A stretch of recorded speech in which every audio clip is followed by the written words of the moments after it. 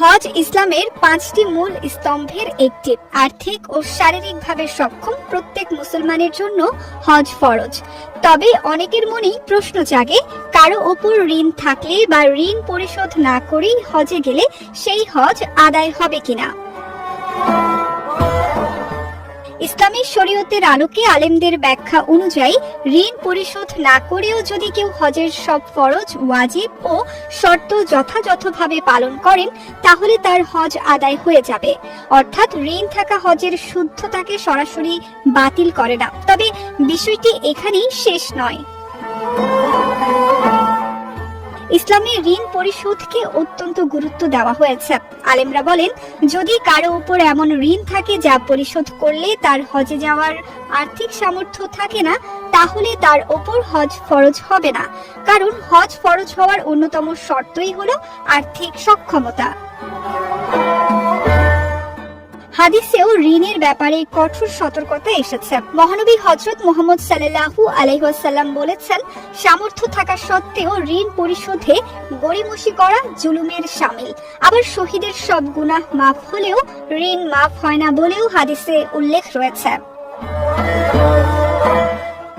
রাসূল সাল্লাল্লাহু আলাইহি ওয়াসাল্লাম আরো বলেছেন, যে ব্যক্তি মানুষের সম্পদ নেয় তা ফেরত দেওয়ার নিয়তে আল্লাহ তাকে তা আদায়ে সাহায্য করেন।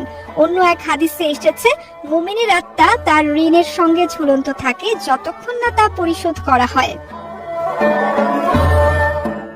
ইসলামী চিন্তাবিদদের মতে ঋণ মানুষের হক বা অধিকার সংশ্লিষ্ট বিষয়। তাই নফল হজের চেয়ে ঋণ পরিশোধকে বেশি গুরুত্ব দেওয়া উচিত। এমনকি ফরজ হজের ক্ষেত্রেও যদি ঋণদাতার পাওনা ক্ষতিগ্রস্ত হওয়ার আশঙ্কা থাকে তাহলে আগে ঋণ পরিশোধ করাই উত্তম। তবে দীর্ঘমেয়াদী ঋণের ক্ষেত্রে কিছুটা ভিন্নতা রয়েছে। যদি কেউ নিয়মিত কিস্তি পরিশোধ করেন এবং ভবিষ্যতে ঋণ শোধ করার সক্ষমতা থাকে তাহলে তিনি হজে যেতে পারবেন। ইসলামের দৃষ্টিতে হজ শুধু ইবাদত নয়, দায়িত্ববোধেরও শিক্ষা। তাই হজে যাওয়ার আগে ঋণ, আমানত ও মানুষের হক পরিশোধ করে দায়মুক্ত হওয়াই উত্তম পথ। প্রতিটি মুমিনের হৃদয়ে লালিত একটি স্বপ্ন, একদিন মক্কা শরীফ গিয়ে কাবা শরীফের কালো গিলাফ ছুঁয়ে দেখা, আর মদিনা মুনাওয়ারাতে মসজিদে নববীর সবুজ গম্বুজের ছায়ায় দাঁড়িয়ে দরুদ ও সালাম পেশ করা। কিন্তু নানা সীমাবদ্ধতায় অনেকের পক্ষেই এই সৌভাগ্য অর্জন সম্ভব হয় না। তবুও ইসলামে এমন কিছু আমল রয়েছে যার মাধ্যমে হজের সমতুল্য সোয়াব লাভের সুযোগ রয়েছে। হজের মৌসুম ঘনিয়ে এলে এই আকাঙ্ক্ষা আরো তীব্র হয়। সৌভাগ্যবানরা আরাফা, মুজদালিফা ও মিনায় অবস্থান করেন এবং ইবাদতে মশগুল থাকেন। আর যারা যেতে পারেন না তাদের জন্য রয়েছে কিছু বিশেষ আমল। দ্বীনি জ্ঞান অর্জনের জন্য মসজিদে যাওয়া একটি গুরুত্বপূর্ণ আমল। হাদিসে বলা হয়েছে, যে ব্যক্তি জ্ঞান শেখা বা শেখানোর উদ্দেশ্যে মসজিদে যায় সে পূর্ণ একটি হজের সওয়াব লাভ করে।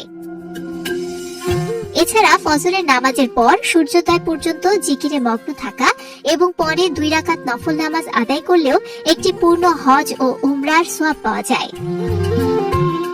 মা বাবার খেদমত করাও অত্যন্ত ফজিলতপূর্ণ কাজ।